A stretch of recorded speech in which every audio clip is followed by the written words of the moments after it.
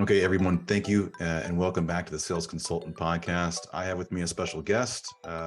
His name is Dan Jourdan, aka the Deej, aka the Sales Energizer. He's a sales coach, trainer, mentor, and keynote speaker, amongst other things. And one of the things that we're going to unpack is his entrepreneurial journey, which I'm really eager to understand. So, Dan, Deej, thanks for being on the Yes. show.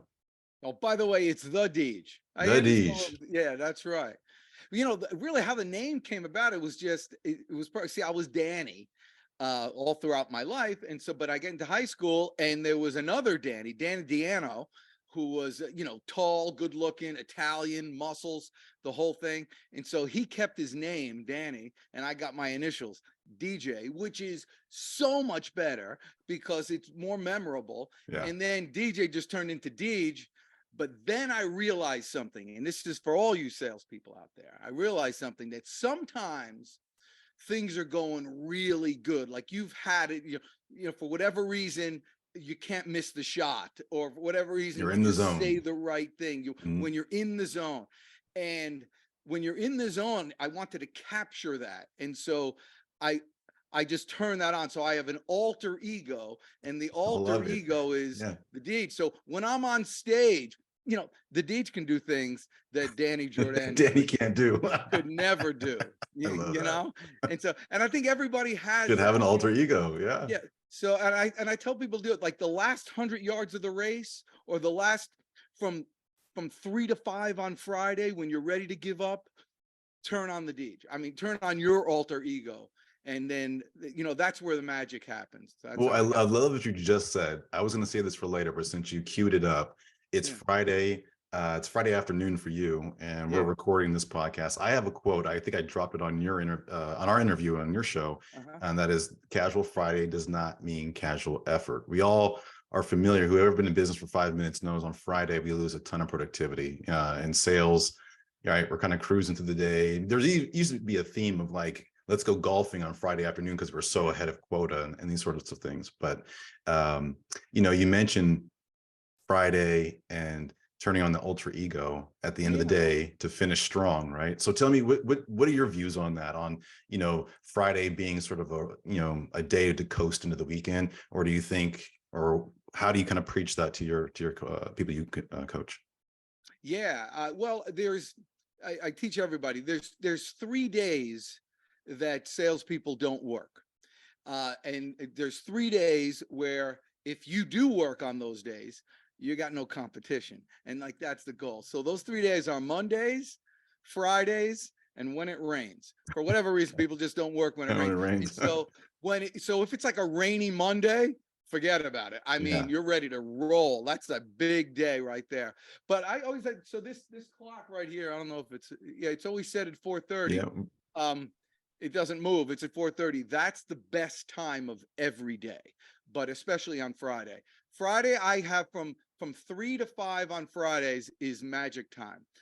For whatever it is, you can get a hold of people that you can't get a hold of all week, in a million different ways, and they're friendly, Mm. and they're relaxed, and they'll applaud you for where, oh, so you're finishing the day. None of my guys are finishing today. And so it's just a great time. And really, it's 4:30 every day, but 3 to 5 on Friday. It's I'm excited for Fridays. I love Fridays for that reason. Well, I love that you Plan my said day that. around it. The reason why this is at 2:30 my time and not 3:30 is because you ain't cutting into my magic time, baby. It sounds like you treat it like an appointment. That's a block of time that you park and nobody gets in the way of it because it's prime time for you, and it's high probability you're going to get in touch with people and these sorts of things. And it's an easy time to stand out because everybody else is coasting at that time when they're checked out, trying to leave early or whatever it might be. Yeah. You're still hitting the phones, you're still knocking on doors, and while everybody else is kind of chilling out, Well, if you will. and that is the main thing of prospecting and in sales. It's more, I think, I'm about to say it's better than, but I don't know. I haven't quite thought it out completely. But if I had the choice between between being great at anything or being consistent, I think I take consistent. If I had the choice of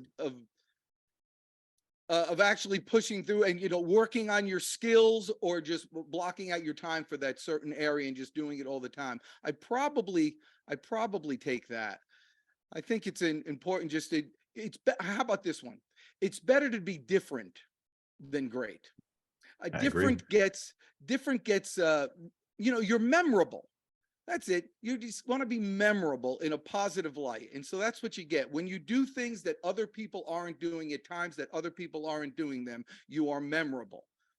And so you are a certified coach, I believe, for the Jeffrey Gitomer camp, right? I noticed that years ago. Yeah, yeah, that's right. But yeah, the funny thing is you just said be memorable. And I remember early in my career, I've been doing this for a little bit too myself. Early in my career, I read one of his books, and that's what stood out to me. He took a story. He told a story about a guy who would go prospecting with a pig in his hand, and he'd walk into the lobby, and he'd have a pig, his pet pig, and it's what made him memorable. And he was trying to drive home that point in a big way. So yeah, it's easy to kind of fall into the masses and be like everyone else in sales, but if you can find a way to stand out through whatever means, so it's unique to you. Now really to stand out, you have to, it's even more important For sure. But it's easy to do it. All you have to do now is be a human. I mean, everybody expects AI to be everywhere. When you get an email, your initial thought is, I wonder if this is real. When you get anything, when you get called, I wonder if this is real. So all you have to do is be a human.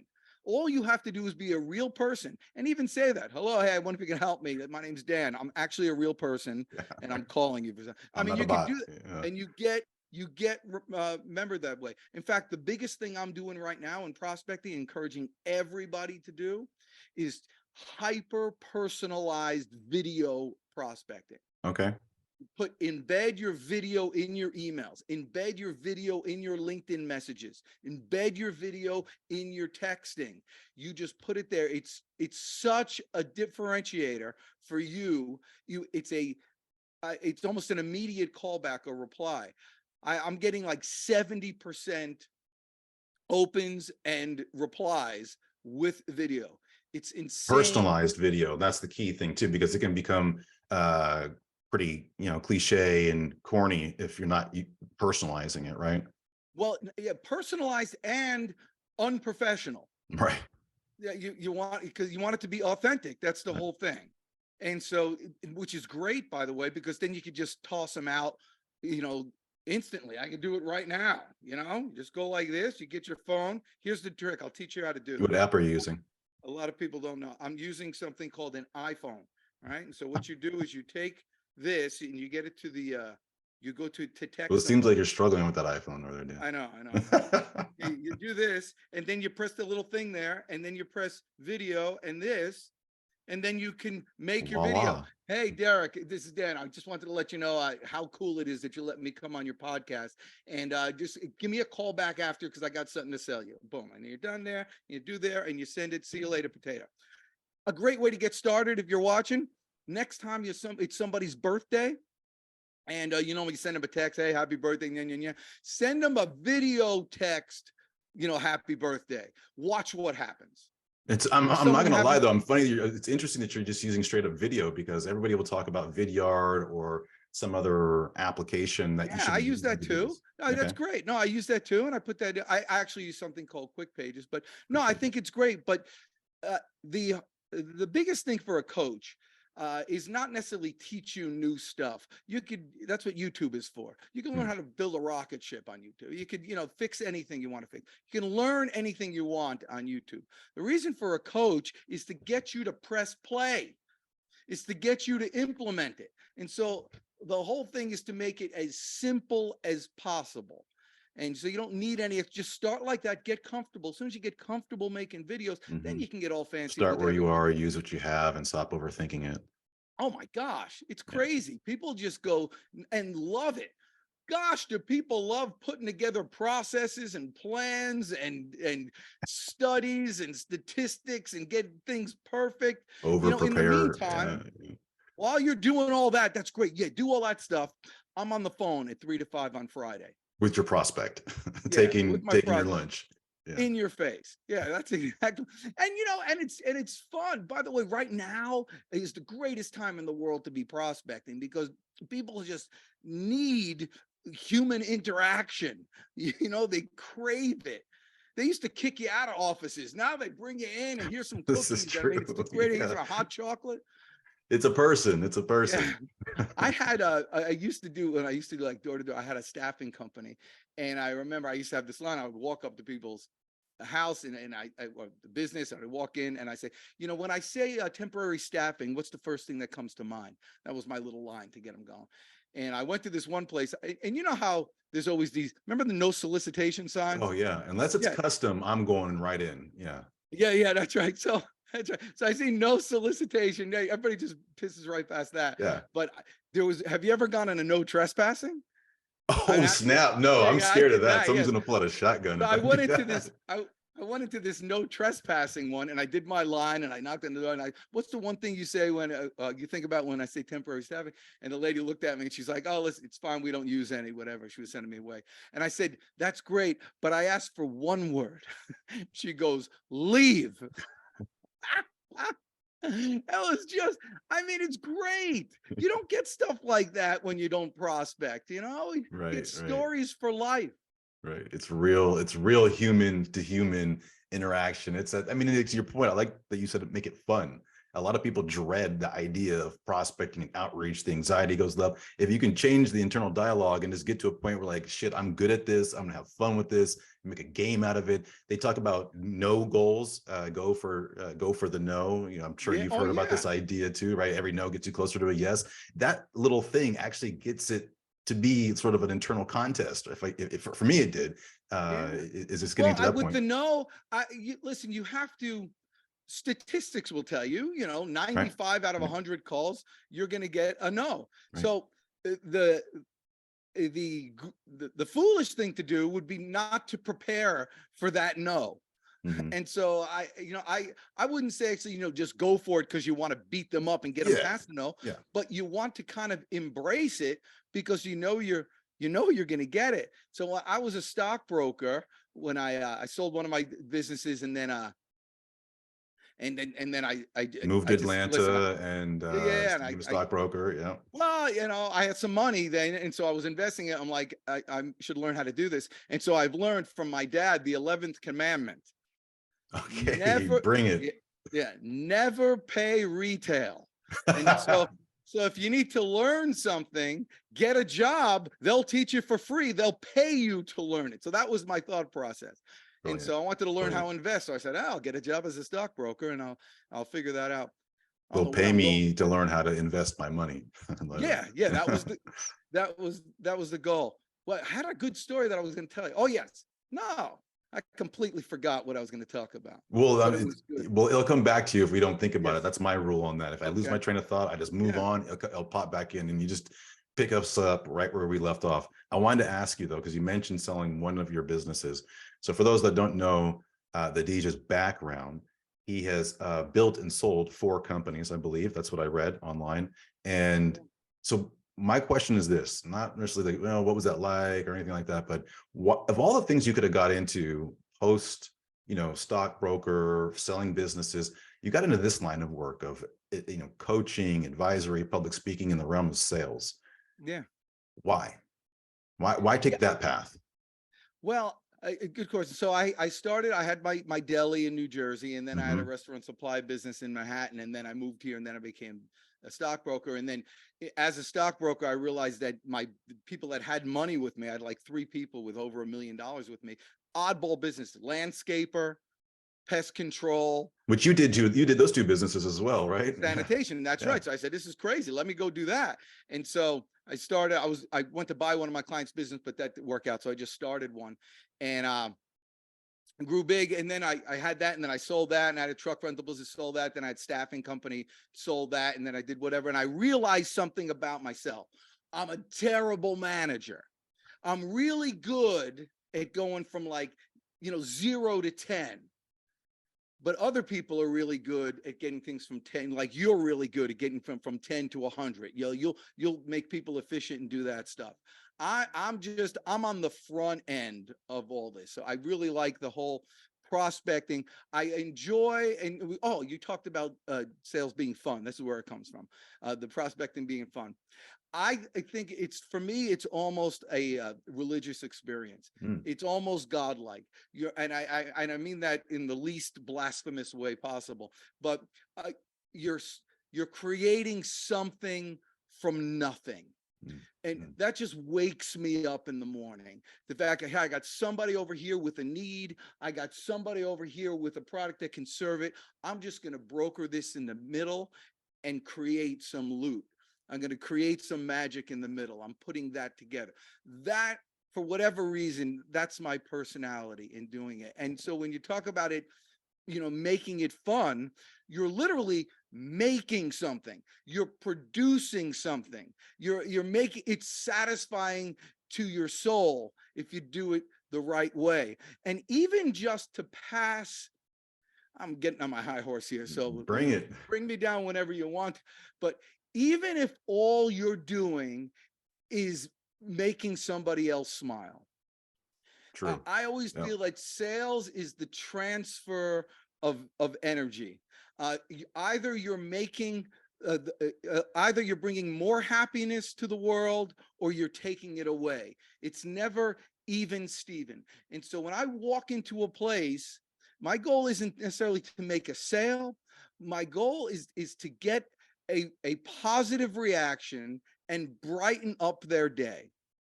And it generally works. People right now, especially, absolutely crave it. They crave certain, with all this AI, people are just craving authenticity and they're craving honesty, and they'll gravitate towards it. So that's why that works when you call people and say, hey, this is a cold call. Do you want to hang up on me now? Yeah, right. They don't, they won't do it because they're like, oh, at least this guy's honest. I could probably trust what they're about to say. They're telling me that. One of the greatest relationship things to be able to get instant kind of rapport with somebody is to be vulnerable. Right, say something self-deprecating embarrassing. Say something embarrassing. I saw a video once and I thought this was brilliant. It's someone on LinkedIn, they were giving some ideas on openers, and one of the openers was a fumbled opener, like intentionally. They called up, they jumbled their words, and they said, oh crap, can I start over again, or do you want me to just call you back another time? I love it. Yeah, loved it. You want to hear the best opener? This one. Bring it. Because the whole idea is to get attention. Right. Yep. And then get them interested. So they listen to the next thing you have to say. So it's like a headline. When you go in there, you're like a quick headline. Well, before we get started, can I give you a compliment first of all? Absolutely, please bring it. That's the opener. That was brilliant. If you tell somebody, hey, real quickly, can I compliment you on something? 100% they're listening to the next thing that comes out. I was on the man. I really thought you were going to give me a compliment. That's right. Well, I'll before the day's over, you'll get one. But the whole idea is to do that. And by the way, you can compliment somebody themselves, but it's just as good to compliment their workplace. You see somebody with a nice car, you say, hey, nice car. You got a friend for life. Yeah, nice bike. You got a friend for life. So you don't have to compliment somebody's, actions, just something that they own and they associate themselves. You have a really nice family. Even that, everything works with that whole stuff. But that's fun, isn't it? Yes, it is. Exactly. Yep. I went into this one place. You got me in the mood to talk right now. Well, that's what we're here to hear you talk, man. Let's. I went into this one place. I went to see this guy, Mike O'Brien, and I was selling. It was at the time when I had a staffing company, and but I built that business $2 million in the first year. Just by walking industrial parks and knocking on doors and saying, hey, I wonder if you can help me. My name's Dan. I'm the, we do staffing over here. Who would be the person I need to talk to? There it is. Get out there and prospect, people. Yeah, that was it. And anyway, so this one guy, Mike O'Brien, I could never get a hold of him. And so I kept on going. So one day I go there because I would go like on a milk route every Tuesday. I'm stopping off with card and cookies. And I went to go see there, and I heard in the background the ladies in the room, and they said, "Oh, here he is again." And so I'm like, "All Yep. right, that's free reign. I got something." You're a So I don't friendly know what happened. neighborhood salesperson. That's it. So I don't know what happened. I never said this before, and I certainly haven't said it since. But I walked in, big smile, and I said, they all looked at me. They stopped because I'm loud, and I go, "Who does a guy have to sleep with to see Mike O'Brien in this place?" They didn't forget you, that's for sure. Oh my gosh! And then everybody was like stunned silence, and there was an older woman in the back, and she looked at me. She goes like this, and she goes, Okay, I thought you were gonna say me. and then the greatest thing, even better, she goes, "Not me, but maybe Rachel." Awesome. Rachel just got busted out. Yeah. But I never saw Mike O'Brien. You never saw Michael Brown. Yeah, I never got that business. But hey, that's I love the creativity, the charisma, and the just making it fun and using comedy and humor. Now, but what would you say to someone who doesn't naturally have that bone? They don't think, some of our internal dialogue is, and I tell myself this often, like, I'm just not a funny guy. I'm pretty serious, and I can get motivational and get all of that going. But when it comes to cracking jokes, and sometimes I might say something stupid like that, I feel like I put my foot in my mouth. What do you say to the person who's not good at using humor? Yeah, that's great. First of all, smile, and that takes a. You could say nearly anything with a smile. You could say I would say something rude right now just for a point, but I'm not going to with a smile. But the point is, you can get away with the smile, and then if the joke doesn't work, you'd shake your head and like, "Oh, I'm not good at this," and so you can get away with that. And then you turn into vulnerability. Yeah, exactly. Yeah. But the main thing is you need scripting. Okay. And so we talked about earlier embracing the no. This is what I was the point I was getting to. When I was a stockbroker for 5 years, I had the same pitch. And by the way, I was a terrible broker. I mean, I can make you a little money, but only if you started with a lot. I can make it, but so I took a partner to do that. But nobody opened up more accounts than me. That was my thing. I could open up more You knew your accounts strength. Yeah. than anybody. And so we did all the 5 years running. I did that. I had the same pitch for 5 years. My pitch was this.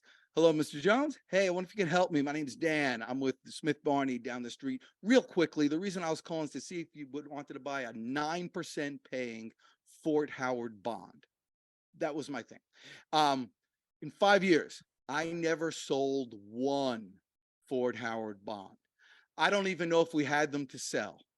I just called, and anything they said, I had the same response. So say no, I'm not interested. No, it's not for me. Got it. I totally understand. I'm just a voice over the phone. But let me ask you this. When you do invest, what's been successful for you in the past? That was my line. So now actually stop calling me. I hate you. Stop calling me. I actually hate you. Okay, I got it. Totally makes sense. Listen, if I were you, I'd say the same thing. But let me ask you this. When you do invest, what's been successful for you in the past? So I didn't even hear whatever you said to me. I knew as soon as you said something, I was going to say, got it. Makes sense. If I were you, I'd say the same thing. But let me ask you this. When you do invest, and if you engage me with that second question, I have a chance. I got you. Yeah. If you don't engage me, I have another word that I say, "Thank you very much." And I dial the next number. I don't care. I've already forgotten about you. You've already forgotten about me. We're not angry at each other. I asked if you wanted something. You said no. I asked you to follow up. You said no. See you later, potato. Next call. Opened up more accounts than anybody else in the whole world. So in your business, whatever business you're in, don't like crave the no, like, "Oh, this is so great because now I get to battle you."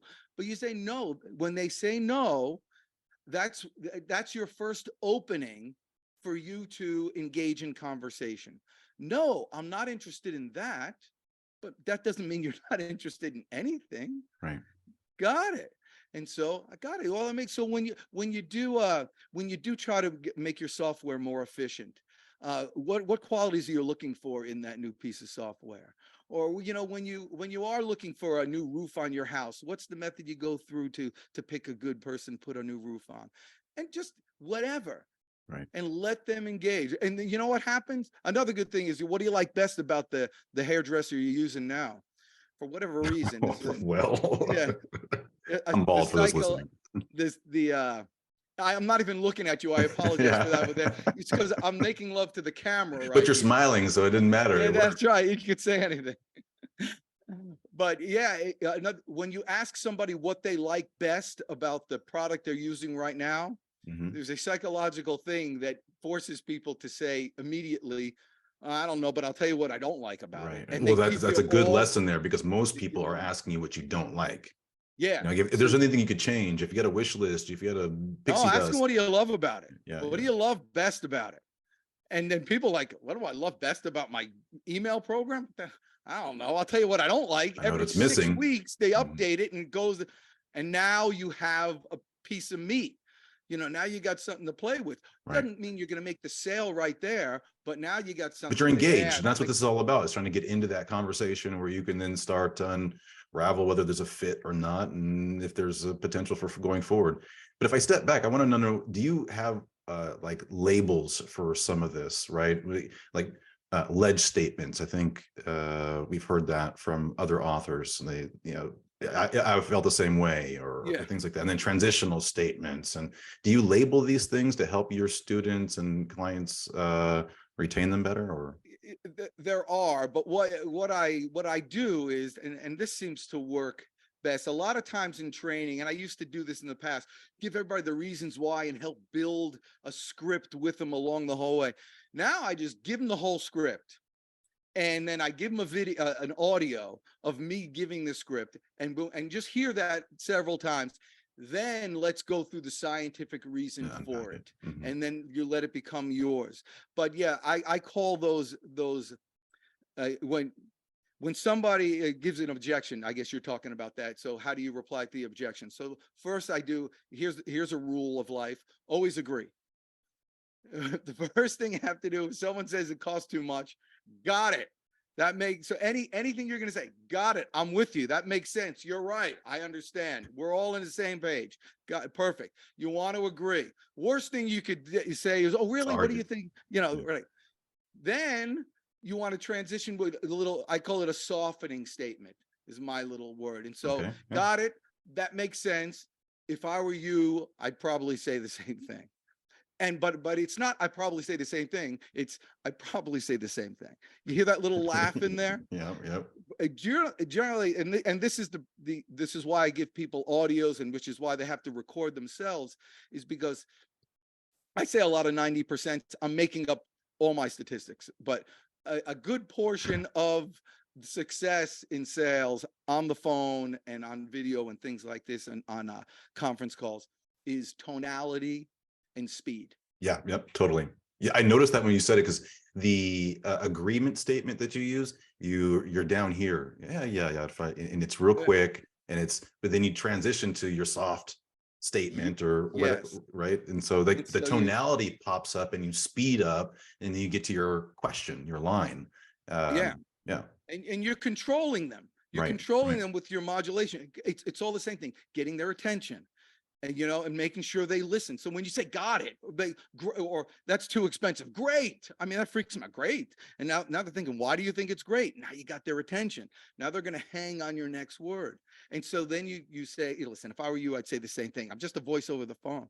I'm just a voice over the phone, stealing Yeah, that. yeah. And then here's the transitional statement. But let me ask you this. And you got to say, but let me ask you this. If you just ask a question, yeah, if I were you, I'd say the same thing. What do you like best about blah, blah, blah? Nah, it's too much there. So you have to have that little softener. But let me ask you this. And in their head, they won't say it out loud, but in their head, they nodded. Okay, you can ask me one question. Got it. You can ask me one question.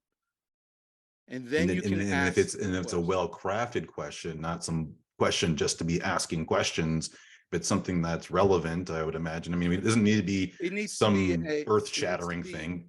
no, it needs to be an opinion, open-ended question. Okay. Open-ended. And if you're with somebody exceptionally ornery at you, Mhm. um and you want to calm them down a little, I say things like this. Listen, got it, that makes sense. Hey, listen, I'm done selling now. really am. But let me ask you something, and then ask them advice. Let me ask you something. If you have a great company, if a guy like me wanted to get in with a company like yours, what's the areas that you would suggest I go for another company similar to this? Yeah. Classic move, particularly with gatekeepers, right? When you're asking for their help, particularly, I think that's a good move too. Now, listen, first of all, now you hit a sore spot with me. Everything in sales, another 90% is all mental. Okay. So Yeah, you got to get in your head. So when you're reaching out to somebody, your impression of what they look like or how they are on the other end of the phone is very important. Just using terminology like gatekeeper screws you up. You picture a little old lady with her glasses down her nose and who's just in the worst of moods. Yeah, that's what comes to my mind. Or somebody in a suit of armor with a hammer and a sickle and a sword. You cannot enter. That's right. It's one of those things. So you're thinking you got to beat your way through it or sneak around them. No. All right. So what would you say instead of gatekeeper? Well, I think of this person more as a school crossing guard. Okay. It's just a nice lady. They're just directing me. They're just directing me to the right person. It's their job. And so my 7 magic words, and this is money. So this is real inner. We're not charging you for this one, guys. That's right. This is the free one. So the 7 magic words are, I wonder if you could help me. And these words just, because what happens is people have a need to help. In this person's case, it's their job.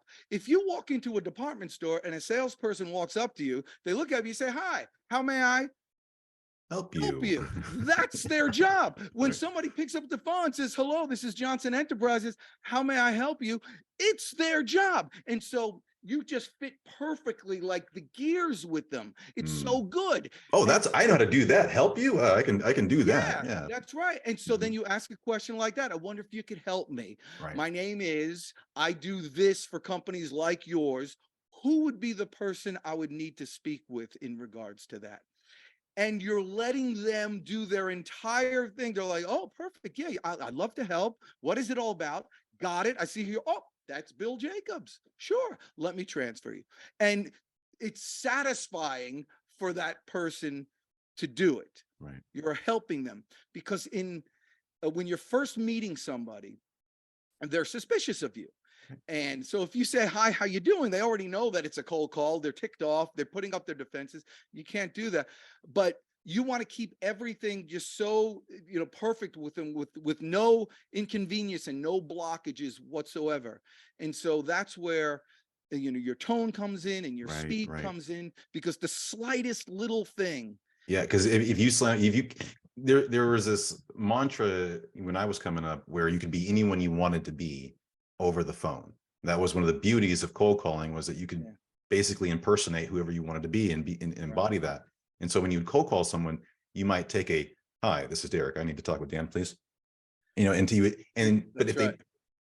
that stuff doesn't work anymore, or at least I don't think it really worked then, to be honest. It's just, I don't know who to talk to. Can you help me out?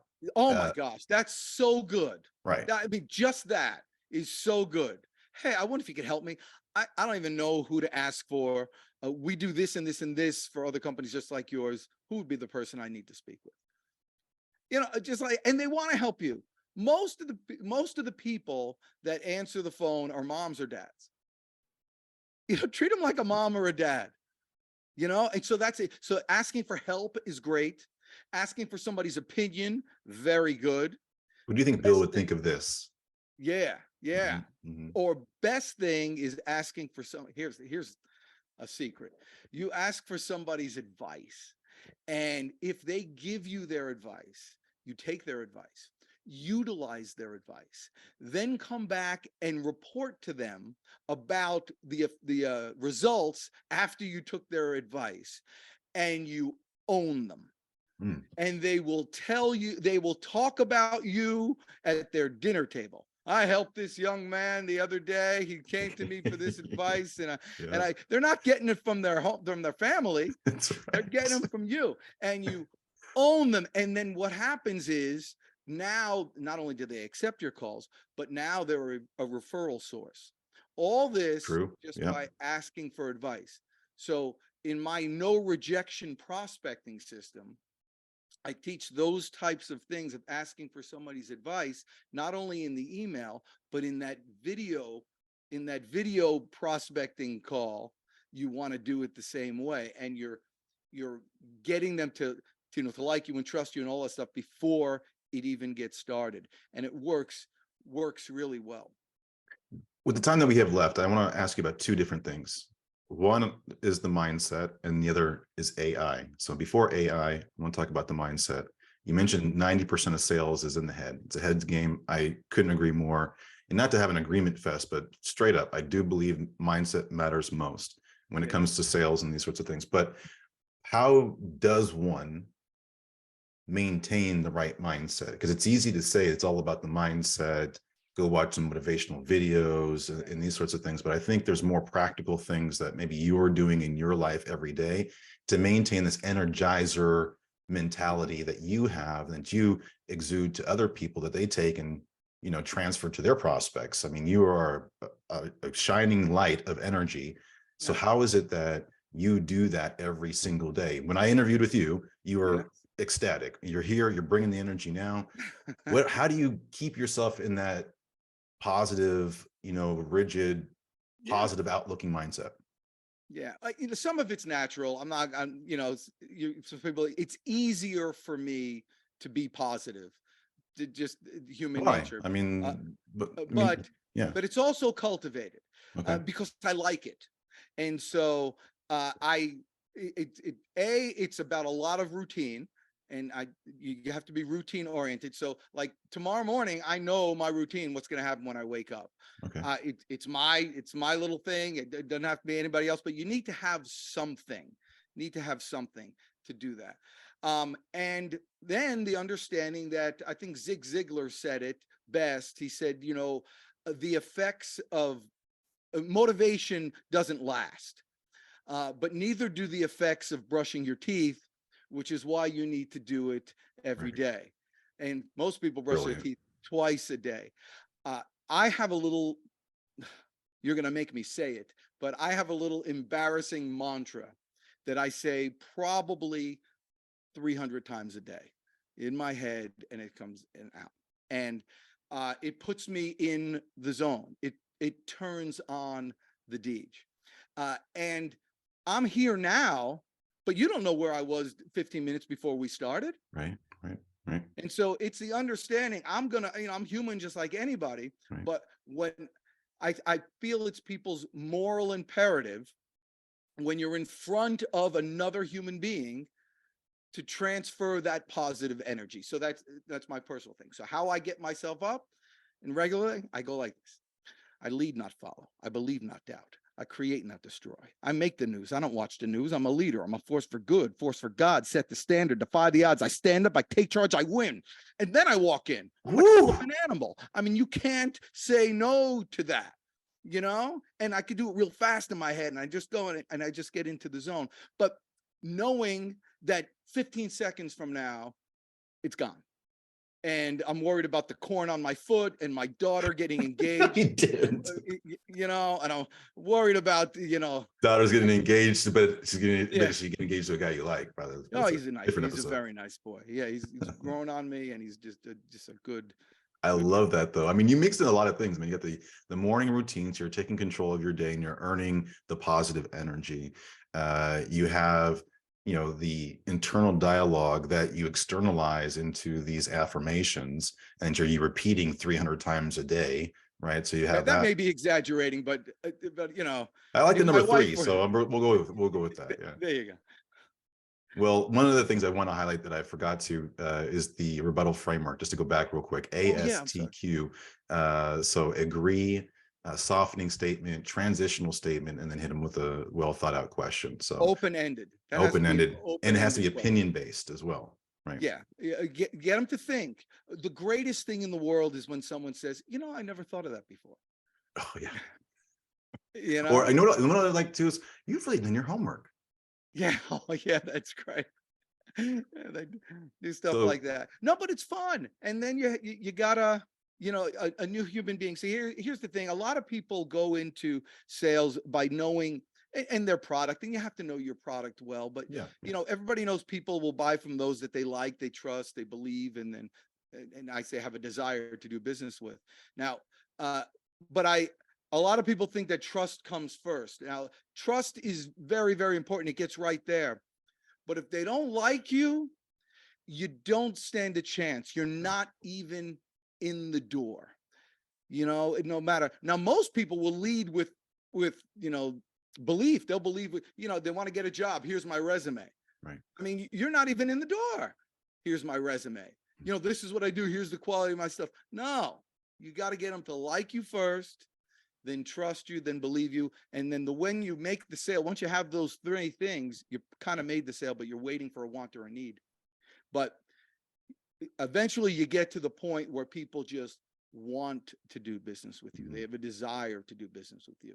So Well, I'm glad you said it that way, because that was where I wanted to go with the last question about AI. Because through our interview, you've mentioned AI a few times about how, AI isn't able to do a lot of things that we can do as humans, and humans prefer to deal with another human. That was kind of, but just to get some tension here to that idea, don't you think there is a population of people out there that would much rather work with a sort of virtual entity, a bot entity that has the intelligence that's generally acceptable to or equivalent to a human?